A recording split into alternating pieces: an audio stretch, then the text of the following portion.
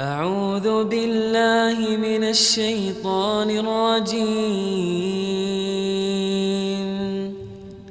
بسم الله الرحمن الرحيم. بسم الله الرحمن الرحيم. Assalamualaikum warahmatullahi wabarakatuh. Waalaikumsalam warahmatullahi wabarakatuh. Innal hamdalillah nahmaduhu wa nasta'inuhu wa nastaghfiruh wa na'udzu billahi min shururi anfusina wa sayyiati a'malina. May yahdihillahu fala mudilla lahu wa may yudlil fala hadiya lahu. Wa asyhadu an la ilaha illallah wahdahu la syarika lahu. Wa asyhadu anna Muhammadan 'abduhu wa rasuluh. Ya ayyuhalladzina amanu taqullaha haqqa tuqatih wa la tamutunna illa wa antum muslimun. Ya ayyuhan nasu taqu rabbakumul ladzi khalaqakum min nafsin wahidah wa khalaqa minha zawjaha wa batha minhuma rijalan katsiran wa nisaa'a. Wattaqullaha alladzi tasaaluna bihi wal arham innallaha kana 'alaikum raqiba. Ya ayyuhalladzina amanu taqullaha wa qulu qawlan sadida yuslih lakum a'malakum wa yaghfir lakum dhunubakum wa man yuti'illaha wa rasulahu faqad faza fawzan 'azima.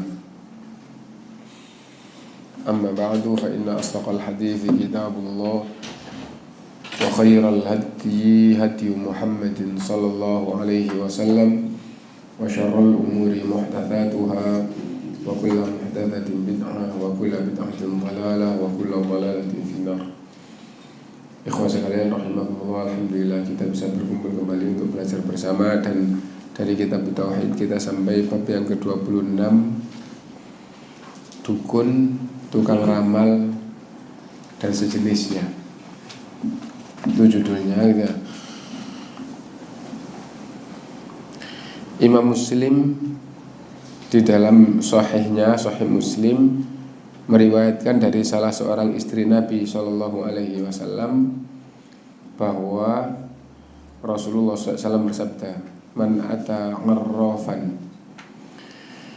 siapa yang datang ke arraf. Arraf dikenal di zaman kita dengan orang pintar. Maksudnya dukun, tapi istilah orang kampung atau orang di daerah kita itu bukan dukun, itu orang pintar. Man ata arrafan, dari kata arrafa itu tahu.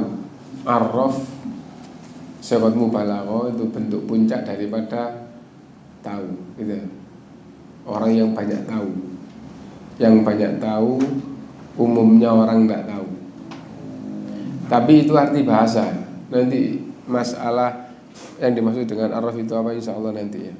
Man ata arrafan fasa'alahu an syai'in, datang ke tukang ramal atau orang pintar lalu menanyakan sesuatu.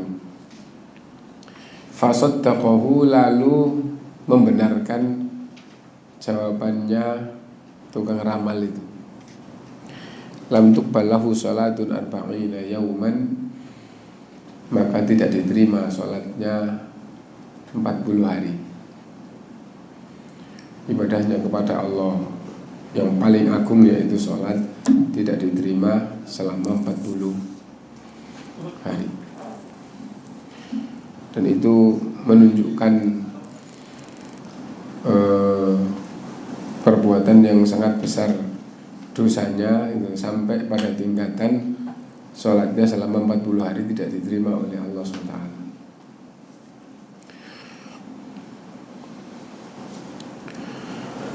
Abu Dawud meriwayatkan dari Abu Hurairah radhiyallahu an,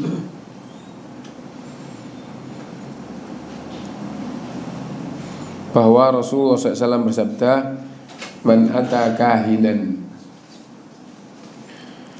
barang siapa yang datang ke dukun, fasaddaqahu bima yaqul, lalu membenarkan ucapan dukun.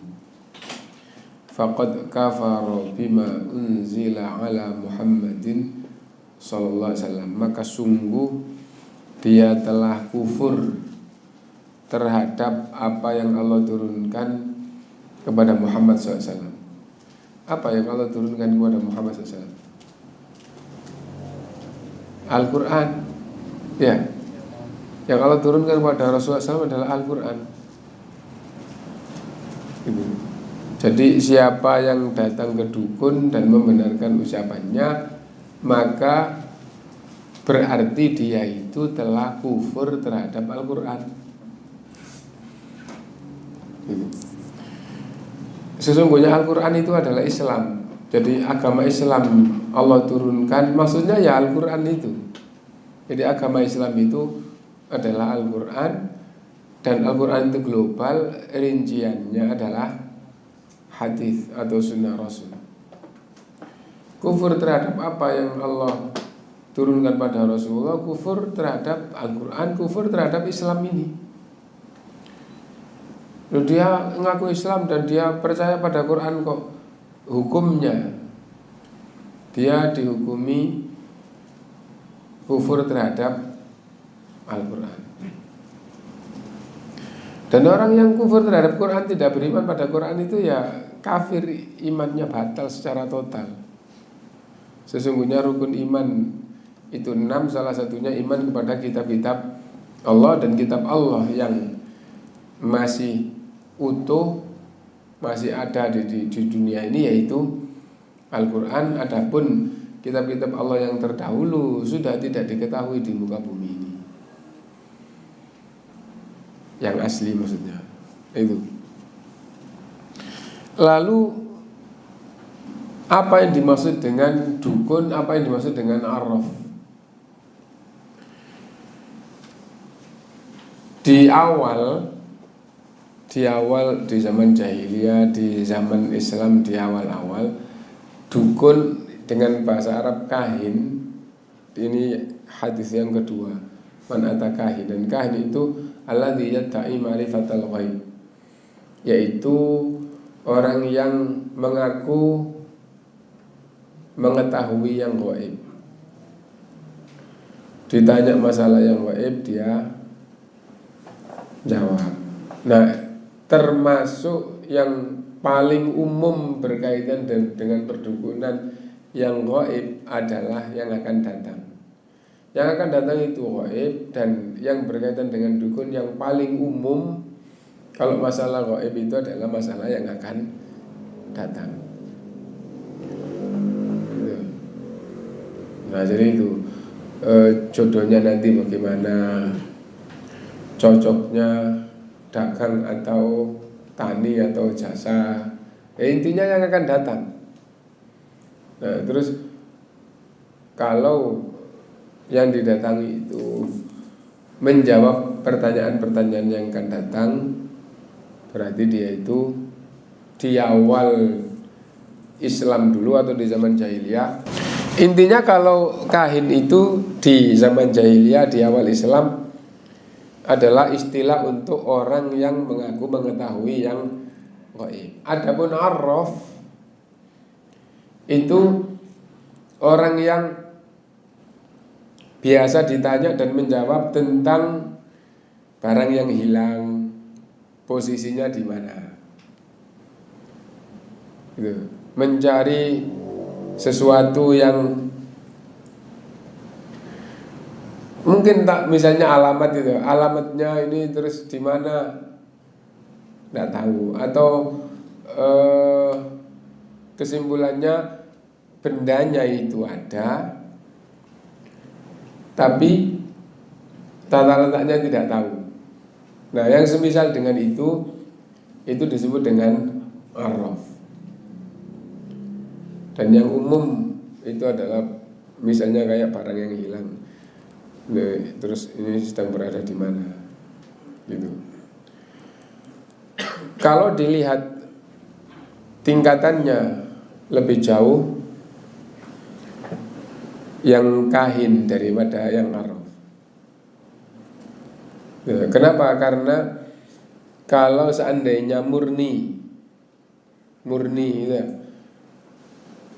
Dia hanya menjawab tentang barang-barang yang ada, keberadaannya di mana dan yang semisal, dan dia sendiri tidak tahu, tapi dia hanya punya jin,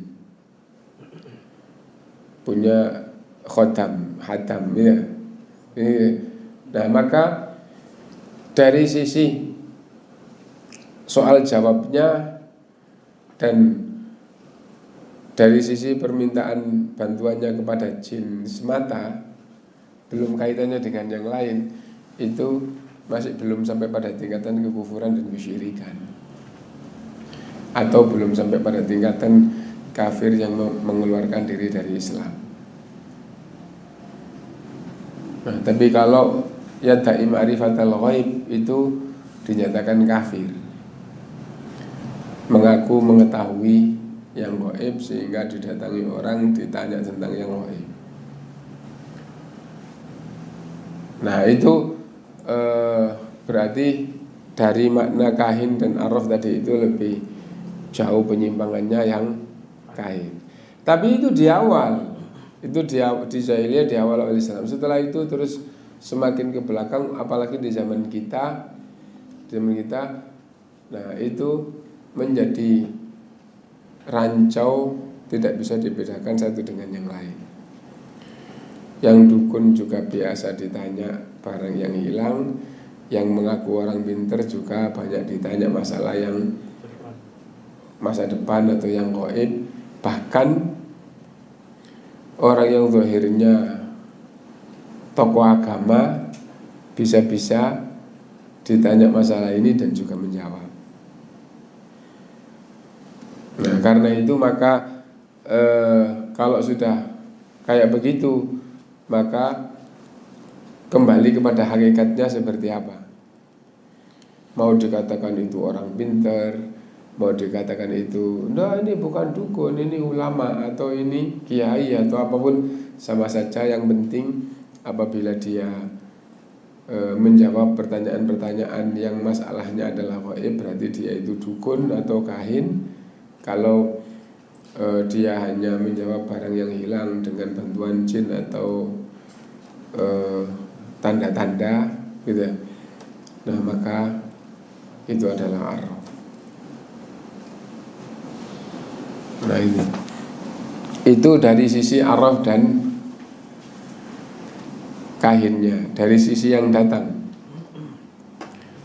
kalau yang datang itu pemahamannya dukun maupun arraf sama saja, sesungguhnya kalau dia menanyakan barang yang hilang ke dukun, datang ke dukun dan membenarkan ucapannya ya. Nah karena itu kalau pikirannya yang datang ini adalah oh itu ngerti yang tidak kasat, yang orang lain tidak ngerti, meskipun yang dia tanyakan itu barangnya hilang, posisinya sekarang di mana, sesungguhnya dia telah datang ke dukun, ke kahin gitu. Kenapa? Karena yang ia fahami bahwa yang didatangi itu adalah yang bisa mengetahui yang gaib. Nah ini penting untuk diperhatikan. Kenapa? Karena hukumnya di sini sangat berat. Itu orang yang datang ke dukun kemudian membenarkan ucapannya, hukumnya adalah kufur terhadap Al-Quran. Kufur terhadap Al-Quran itu kalau sampai mati berarti dia sesungguhnya kafir. Nah, karena itu harus hati-hati terhadap hal seperti ini. Berikutnya, dan diriwayatkan oleh keempat periwayat, maksudnya ashabus sunan ya, yaitu Abu Dawud, Tirmidzi, Nasa'i dan Ibnu Majah. Dan Al-Hakim juga meriwayatkan dengan menyatakan hadis ini sahih menurut kriteria Imam Bukhari dan Muslim dari Abu Hurairah radhiyallahu an bahwa Rasulullah SAW bersabda, man ata arrafan au kahina. Dua-duanya jadi sama di sini. Man ata arrafan au kahinan fasaddaqahu bima yaqul faqad kafara bima unzila ala Muhammadin sallallahu alaihi wasallam. Datang ke arraf, datang ke dukun, menanyakan sesuatu lalu ia membenarkan jawaban arraf atau dukun, sungguh dia telah kafir terhadap Al-Quran. Nah, Al-Bazzar dengan sanad yang jayyid meriwayatkan hadis marfu' dari Imran bin Husain bahwa Rasulullah SAW bersabda, "Laisa minna man tatayyara au tutayyira lahu au takahhana au tukuhina lahu au sahara au sukhira lahu wa man ataka hinan fasaddaqahu bima yaqulu faqad kafara bima unzila ala Muhammad sallallahu alaihi wasallam." Laisa minna, tidak termasuk golongan kami, man tatayyara au tutayyara lahu, orang yang melakukan tatoyur atau menerima tatoyur dari orang.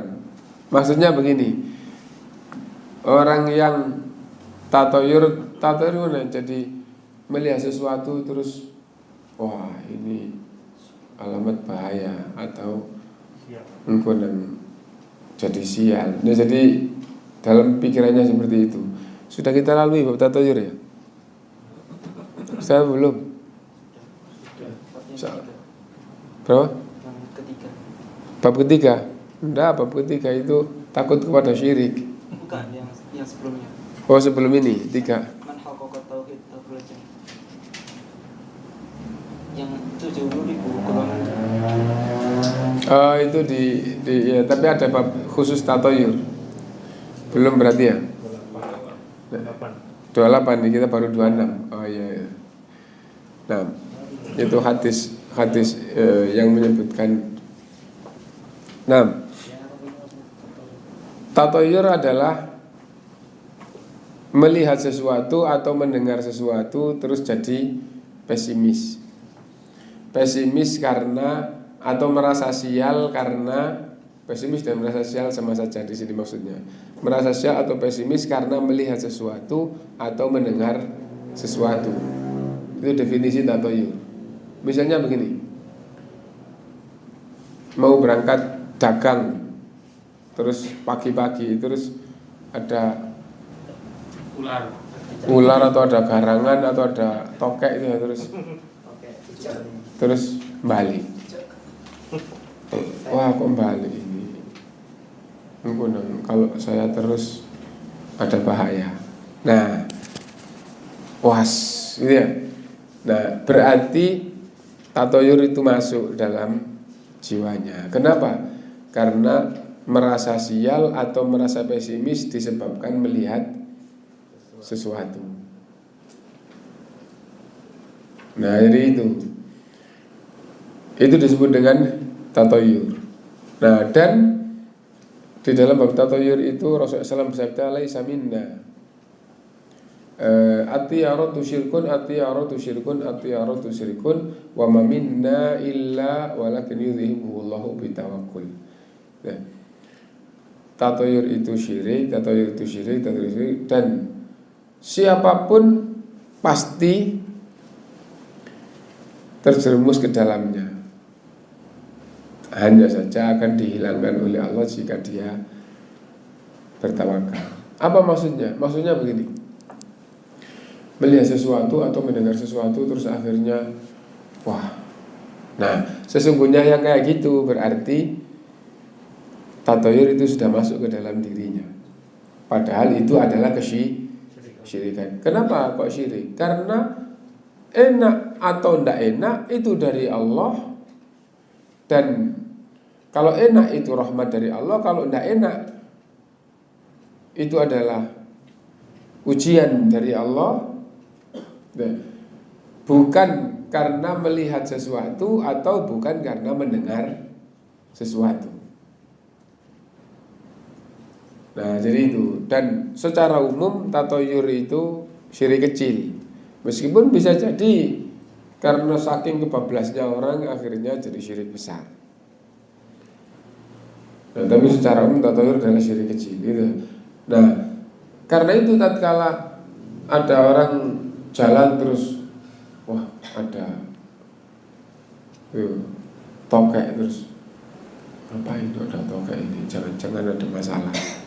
Nah itu berarti tatoyur itu sudah masuk. Tapi kalau akhirnya dia bertawakal kepada Allah atau dia berdoa dengan yang dituntunkan, maka dosa kesyirikan itu dihapus oleh Allah SWT.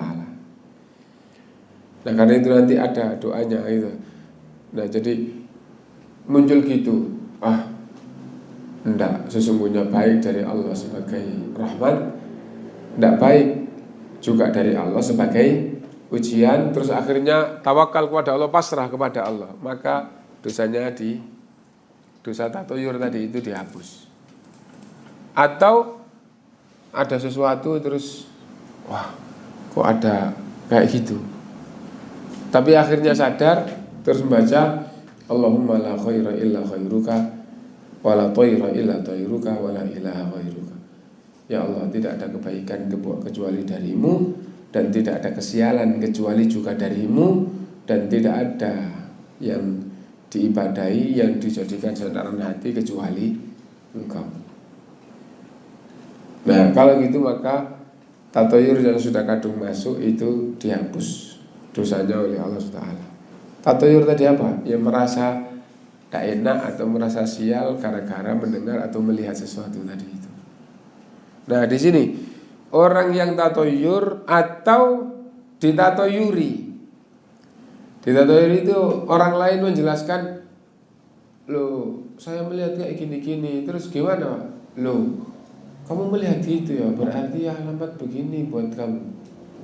Terus akhirnya menerima atau percaya. Itu namanya ditatoyuri orang, ya.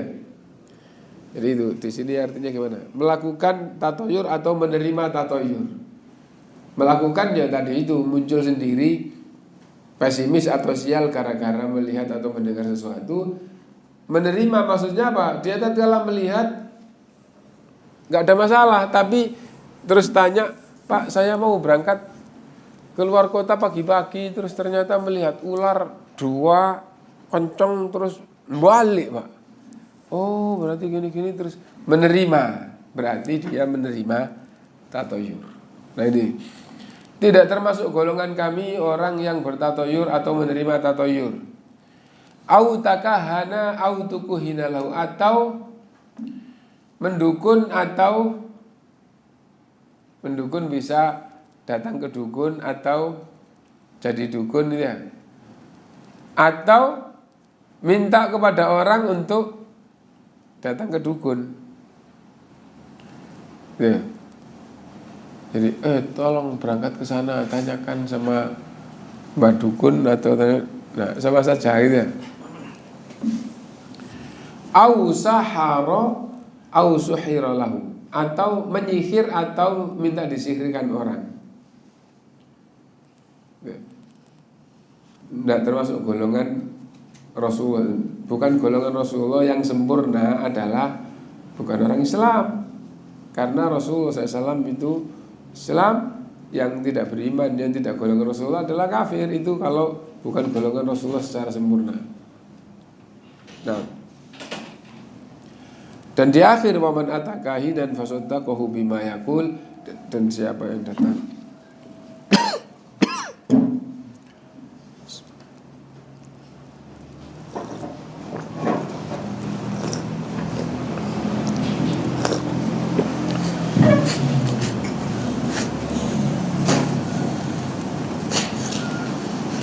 siapa yang datang ke dukun dan ia membenarkan ucapannya, faqad kafara bima unzila ala Muhammadin sallallahu alaihi wasallam. Ada catatan. Imam Al-Baghawi berkata, Al-Arraf dalam kurung orang pintar. Gitu. Maksudnya orang pintar itu bukan orang pandai, tapi julukan di masyarakat kita. Semisal dukun tapi dijuluki orang pintar. Ialah orang yang mengklaim mengetahui dengan menggunakan isyarat-isyarat untuk menunjukkan barang curian atau tempat barang hilang atau semacamnya. Ada pula yang mengatakan dia adalah kahin atau dukun, maksudnya sama saja gitu ya.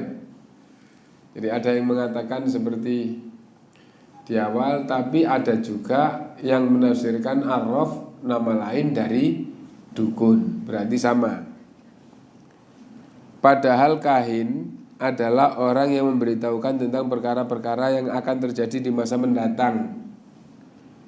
Ada pula yang mengatakan, yaitu orang yang memberitahukan apa-apa yang tersimpan dalam hati seseorang, ghaib maksudnya. Dan yang di syarahnya itu, kalau syarahnya al-kahin alladzi yadda'i ma'rifatal ghaib gitu ya. Jadi dukun adalah yang mengaku mengetahui yang ghaib, dan apa yang ada di hati orang itu ghaib. Ya. Nah, dan apa yang belum terjadi itu ghaib. Nah, dukun itu mengaku mengetahui yang ghaib. Menurut Abul Abbas Ibnu Taimiyah, al-arraf adalah sebutan untuk tukang ramal, tukang nujum, peramal nasib dan yang sebangsanya, yang menyatakan tahu tentang perkara-perkara yang tidak diketahui oleh orang lain dengan cara-cara tersebut.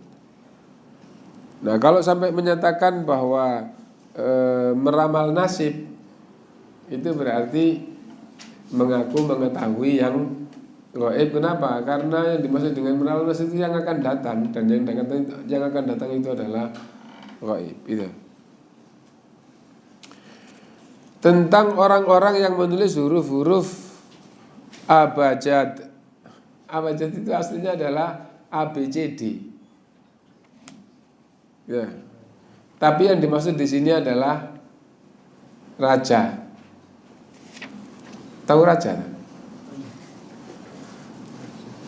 Alif alif alif, ba ba ba, ro ro, jim jim jim, biasanya kayak gitu ya. Untuk mencari rahasia huruf dan memperhatikan bintang-bintang untuk ramalan, ya. Itu diantar dilakukan oleh orang ini. Ma ara man fa'ala dzalika lahu indallahi min khalaq, kata Ibnu Abbas radhiyallahu an, ma ara man fa'ala dzalika lahu indallahi min khalaq. Aku tidak melihat bahwa orang-orang yang mempraktekkan hal itu akan memperoleh suatu bagian keuntungan sedikit pun di sisi Allah di akhirat. Apa maksudnya? Orang yang melakukan seperti itu seperti orang kafir, orang musyrik, di akhirat tidak dapat kebaikan sedikit pun. Itu maksudnya. Nah, menunjukkan bahwa dukun, tukang ramal itu adalah yang bertentangan dengan keimanan dan ketauhidan. Karena itu kitabnya kitab tauhid, tapi dimasukkan judul tentang dukun, tentang tukang ramal. Kenapa? Karena itu termasuk yang merusak atau membatalkan atau melemahkan keimanan dan ketauhidan seseorang. Jadi perdukunan atau datang ke dukun dan datang ke tukang ramal itu sebagaimana orang melakukan kekufuran dan kesyirikan. Apakah imannya batal? Bisa syirik besar, kufur besar, bisa syirik kecil, kufur kecil, tergantung keadaan orang yang datang itu. Nah, itu kaitannya dengan kitab tauhid. Mungkin itu yang kita baca. Kalau ada yang mau ditanyakan, monggo dipersilakan.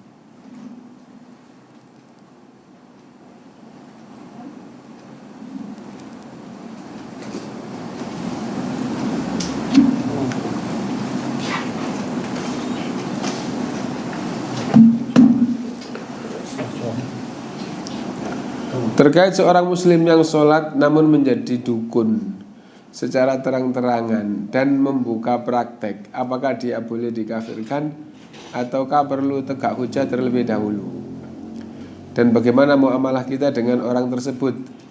Apakah boleh memberi salam ataukah harus diboikot? Nah, jadi karena kita bukan penegak hujjah, nah maka yang lebih bagus bagi kita kalau ada orang yang waktunya sholat, agamanya juga hanya Islam, tapi dia mempraktekkan perdukunan, jadi dukun, didatangi orang. Nah, lebih baik kita berlepas diri dari mereka. Tidak usah menghukumi dia kafir atau enggak, tapi saya berlepas diri dari itu. Kenapa kok berlepas diri?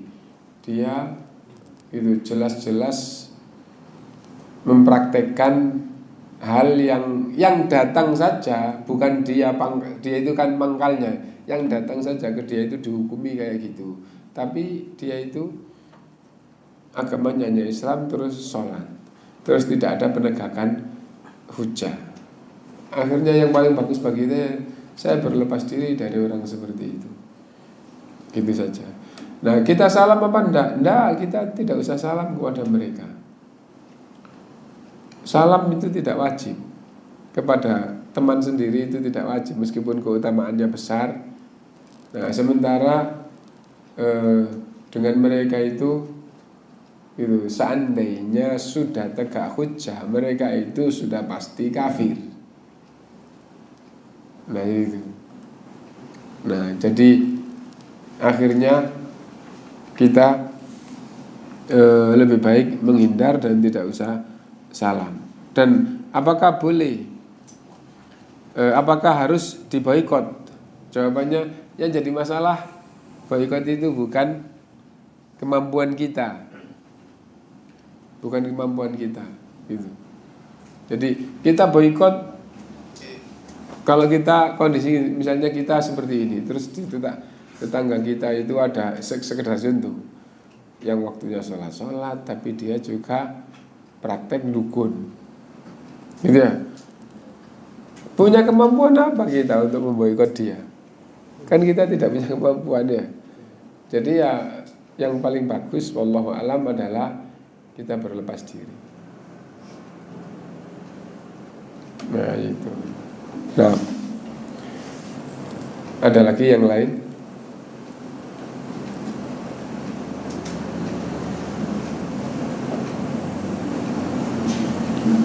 Ada yang tanyakan? Masih sore ya? Lanjut, bab yang ke-27 tentang nusyrah.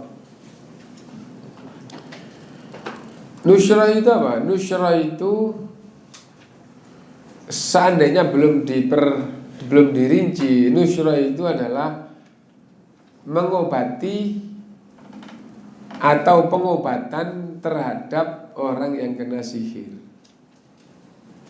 dan yang semakna. Pengobatan kepada orang yang kena sihir dan semakna disebut dengan nusyrah. Dengan cara apa? Sebelum dirinci semuanya, cara apapun, itu adalah nusyrah. Orang kesurupan terus, wah ini supaya sembuh diginikan kan namanya mengobati ya. Nah, segala bentuk pengobatan apapun caranya, baik atau jelek, benar atau salah, sebelum diperjelas mengobati atau berusaha menyembuhkan orang yang kena sihir atau misalnya kesurupan, itu namanya adalah nusyrah. Lalu di kalangan ulama ada yang ungkapan lafadznya nusyrah itu boleh, dan ada yang lebih umum nusyrah itu tidak boleh. Nah, akhirnya penjelasan secara lengkap dirinci, kalau begini boleh, kalau begini tidak boleh. Nah, lalu akhirnya nusyrah itu digunakan untuk istilah yang tidak boleh, sedangkan yang dibolehkan, yang masyhur, ada istilahnya tersendiri. Sampai di situ bisa ditangkap apa enggak? Belum sih. Jadi kembali istilah nusyra aslinya segala bentuk pengobatan terhadap orang yang kena sihir dan sejenisnya disebut dengan nusyra. Baik yang halal maupun yang haram, namanya adalah nusyra. Misal ruqyah, gitu ya. Nama umumnya adalah nusyra, pakai n ya, pakai nun, nusyra. Gitu ya. Suwu, jambi-jambi, mantra-mantra, namanya adalah nusyra. Bahkan misalnya pakai daun bidara atau pakai akar ini, pakai jamu ini, segala macam, yang penting pengobatan terhadap orang yang kena sihir atau misalnya enggak kena sihir, apa kesurupan, jadikan semisal gitu ya. Nah, pengobatan terhadap itu nama umumnya di awal adalah nusyra. Karena itu gitu. Di antara ulama ada yang lafadznya jelas-jelas nusyra itu boleh, ada yang lebih umum nusyra itu tidak boleh. Loh, kenapa kok ada yang boleh, ada yang boleh? Nah, akhirnya difahami yang tidak boleh itu kayak begini, yang boleh kayak begini.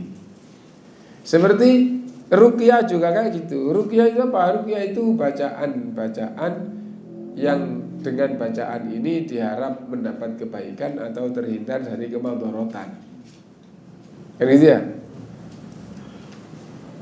Nah, itu adalah ruqyah. Lah, ruqyah itu ada yang syirik, ada yang syar'i. Nah, sekarang apa bedanya dengan nusyra?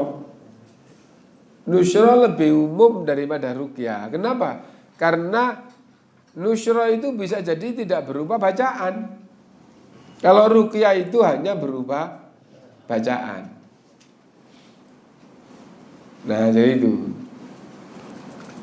Jadi dari sisi nusyrohnya, nusyroh itu lebih umum. Kenapa? Karena pengobatan ini baik berupa bacaan maupun bukan bacaan. Yang penting pengobatan.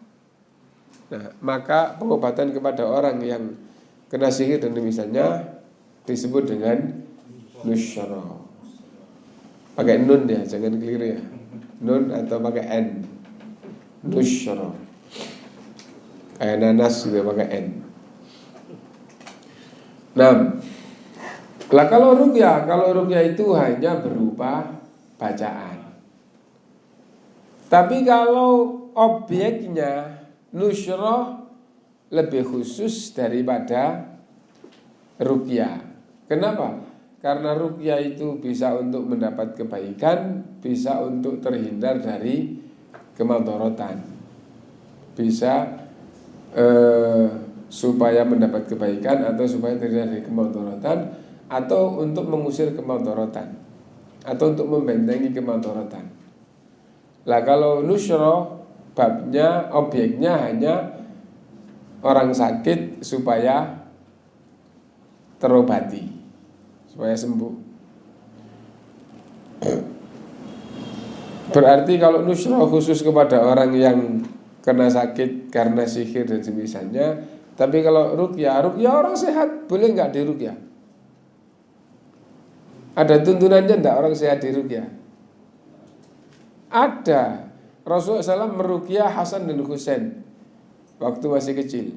U'idzukum bi kalimatillahi tamma min kulli syaitanin wa hamma wa min ainil lama.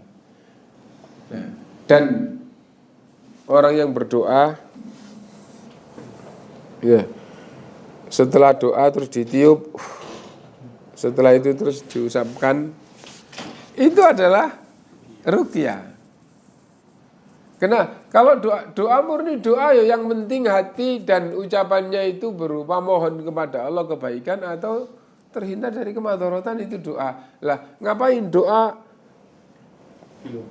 Ditiup di tangannya terus pakai diusap. Seperti kalau kalian mau tidur, bacalah Qul huwallahu ahad 3 kali dan Mu'awwidzatain 3 kali, lalu tiup, ya, kemudian usapkan ke badan yang mudah untuk dijangkau, kepala, kedua tangan, terus badan. Nah, insya Allah dilindungi oleh Allah SWT dari segala madarat. Nah itu. Nah berarti sakit bisa diruqyah. Ya. Lah kalau ruqyah itu adalah bacaan untuk mendapat manfaat atau terhindar dari madarat, bukan orang bisa diruqyah loh. Iya. Bukan orang bisa diruqyah. Contohnya kayak apa? Apabila mau memasuki rumah baru, diperintah untuk membaca surat Al-Baqarah supaya jin yang di situ yang tidak baik minta. Nah itu ruqyah ya. Kalau nusyra hanya mengobati orang yang kena sihir dan sejenisnya. Nah, tapi kalau nusyra itu tidak hanya berupa bacaan, bisa berupa bukan bacaan. Kalau ruqyah hanya berupa bacaan. Hukum sebagaimana ruqyah ada yang syar'i, ada yang syirik. Nusyra ada yang dibenarkan, ada yang dilarang. Gitu ya. Nah itu tentang nusyra. Insya Allah paham ya. Sekarang kita baca. Sahabat Jabir radhiyallahu anhu meriwayatkan bahwa Rasulullah SAW ketika ditanya tentang nusyra, jadi Rasulullah ditanya tentang nusyra, Rasulullah SAW menjawab, hiya min amali syaitan.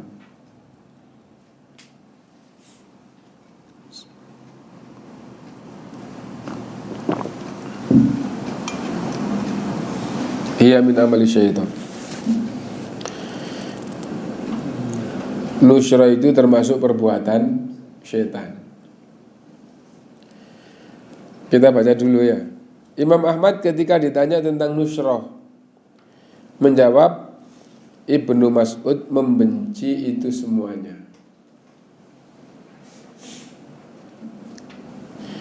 Berikutnya, maksudnya yang pertama yang kedua itu sama-sama sepaham ya. Yang pertama min amali syaitan, Ibnu Mas'ud membenci semua nusyra.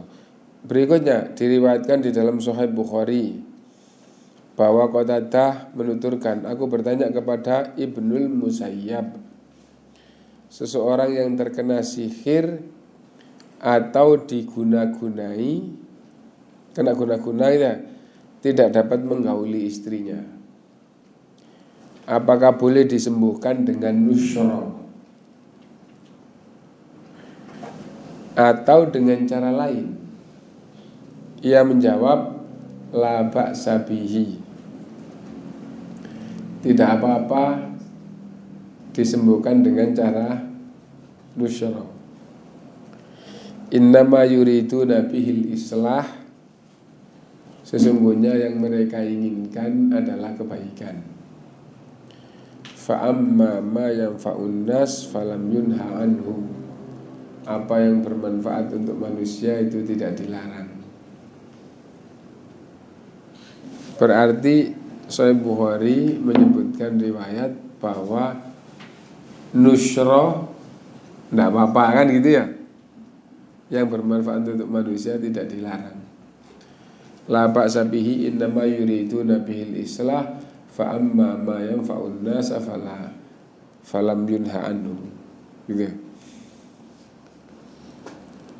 Berarti yang di atas katanya perbuatan setan tidak boleh, terus yang di bawah boleh kan gitu ya. Dan diriwayatkan dari Hasan bahwa ia berkata, tidak ada yang dapat melepas pengaruh sihir kecuali seorang tukang sihir. Kata Al-Hasan, biasanya Al-Hasan itu adalah Hasan Al-Basri, imam dari kalangan tabi'in di zamannya. Tidak ada yang bisa melepaskan pengaruh sihir kecuali tukang sihir. Berikutnya, Ibnul Qayyim memberikan penjelasan. Nusyra ialah penyembuhan seseorang yang terkena sihir.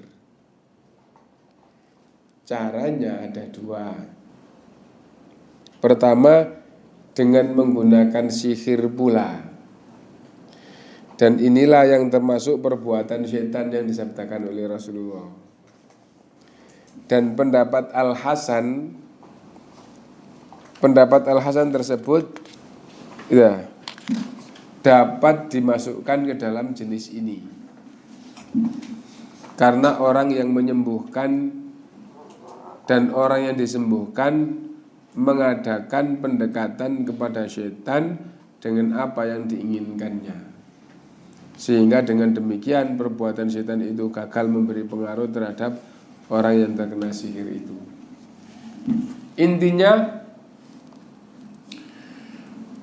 Hasan Al-Basri memberi penjelasan bahwa tidak ada yang bisa melepaskan pengaruh sihir kecuali tukang sihir.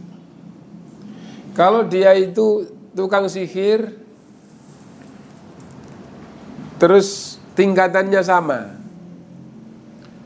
yang menyihir fulan dengan tukang sihir yang ini itu tingkatannya sama. Oh, dia ini kena sihir, sihirnya kayak begini.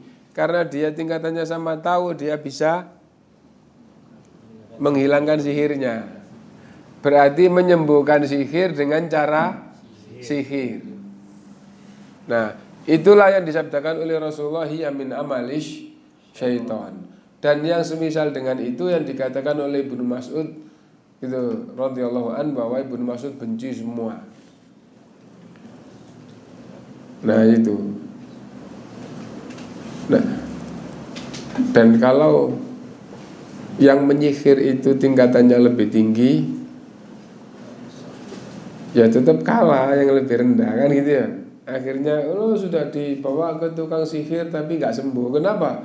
Karena yang nyihir lebih tinggi daripada dia. Nah itu. Nah, karena itu tidak berarti sembuh ya. Cara yang kedua, penyembuhan dengan menggunakan ruqyah. Ruqyah yang syar'i. Ayat-ayat ta'awud, ayat-ayat permohonan perlindungan kepada Allah. Obat-obatan dan doa-doa, obat-obatan dan doa-doa yang diperkenankan. Cara ini hukumnya boleh. Berarti Ibnul Musayyab di dalam Sahih Bukhari itu apa boleh orang yang kena sihir itu disembuhkan dengan cara nusyra. Nusyra kan penyembuhan tukang sihir ya. Nah maksudnya boleh, yang penting nusyra yang syar'i, yaitu ruqyah syar'iyah. Nah jadi akhirnya difahaminya seperti itu. Nah sehingga akhirnya nusyra itu ada dua, ada yang dilarang, ada yang diperbolehkan. Itu pembahasan di awalnya situ. Tapi setelah itu, setelah berkembang atau ke belakang, akhirnya istilah nusyra itu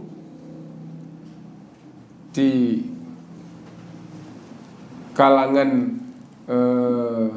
banyak orang yang belajar atau menuliskan ilmu, nusyra itu akhirnya lebih cenderung kepada yang haram, adapun yang halal itu adalah ruqyah.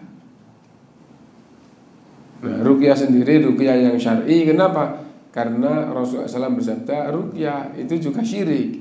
Innar ruqa wa tamaima wa tiwalata syirkun. Sesungguhnya ruqyah-ruqyah, jimat-jimat dan guna-guna adalah syirik.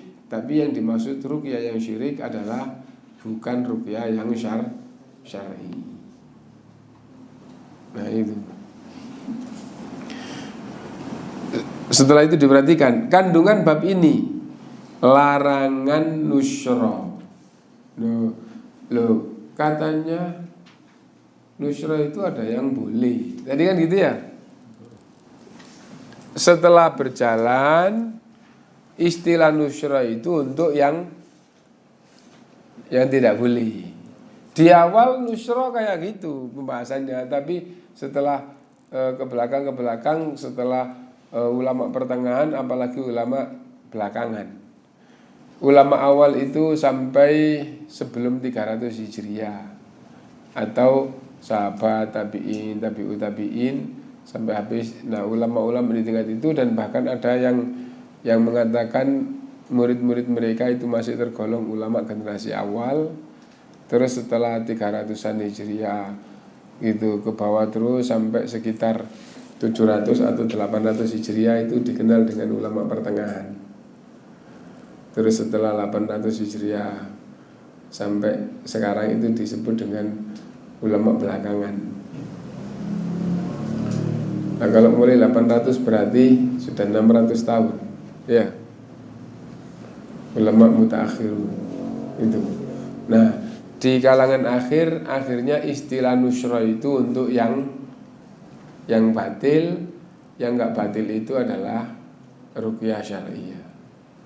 Akhirnya di sini langsung larangan nusyra, gitu aja ya. Yang kedua, perbedaan antara macam nusyra yang dilarang dan yang diperbolehkan. Dengan demikian menjadi jelas masalahnya. Apa maksudnya? Kalau ruqyah syar'iyyah itu masih dikatakan sebagai nusyra, yaitu nusyra yang boleh. Gitu. Kalau ruqyah syar'iyyah dikatakan itu berarti nusyra. Kenapa? Karena untuk menyembuhkan orang yang kesurupan atau ya, tapi itu kalau masih dikatakan nusyra berarti nusyra yang boleh. Nah, nusyra secara umum tidak boleh, tapi kalau dengan cara ruqyah syar'iyyah maka itu yang boleh. Nah, mungkin itu yang kita baca. Kalau ada yang mau ditanyakan, monggo dipersilahkan. Kalau nggak ada, kita akhiri sampai di sini. Ya, kita akhiri dulu. Subhanakallahumma bihamdika asyhadu an la ilaha illa anta astaghfiruka wa atubu ilaik. Walhamdulillahirabbil alamin. Assalamualaikum warahmatullahi wabarakatuh. Alhamdulillahi rabbil alamin.